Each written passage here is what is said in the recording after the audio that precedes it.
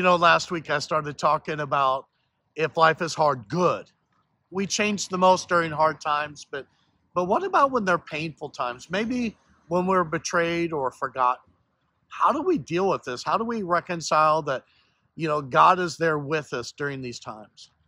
I find it interesting in Genesis chapter 50, Joseph is being reunited with his brothers. He was this kind of spoiled kid that dad loved the most, and his brothers were jealous. They threw him in a well, then they sold him, and this horrible thing happened, and this horrible thing, and he ends up in prison, and all these things are happening to him, and he was innocent. And a lot of times, maybe you and I are innocent of things, but that doesn't keep us from being hurt, doesn't keep us from being betrayed, doesn't keep us from having hard times. But it's interesting, later on, Joseph's brothers are with Joseph, and they're reconciling, and they begin to apologize for what they did to him. And it's interesting, Joseph says this: it's okay. What you meant for evil, God has used for good. I want you to think, maybe sometimes God has been taking people out of your life to bless you. Maybe he's removed toxic people, drama people. Maybe this year you won't have as many people around your table at Thanksgiving or this or that. Listen, we always pray that God blesses us and protects us.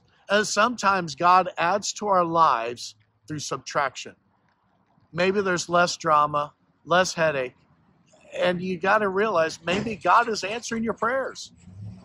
Listen, there's a lot of people, they have free will, and maybe they do wrong to you. It's okay. Listen, God can use it. You've heard me say, or maybe you've heard me say, God won't waste a season. He won't waste a tear. He won't waste anything. It doesn't mean it's good. Doesn't mean it's even right. Maybe it was absolutely horrific. Because the truth of it is, people have free will. They can abuse you. They can treat you wrong.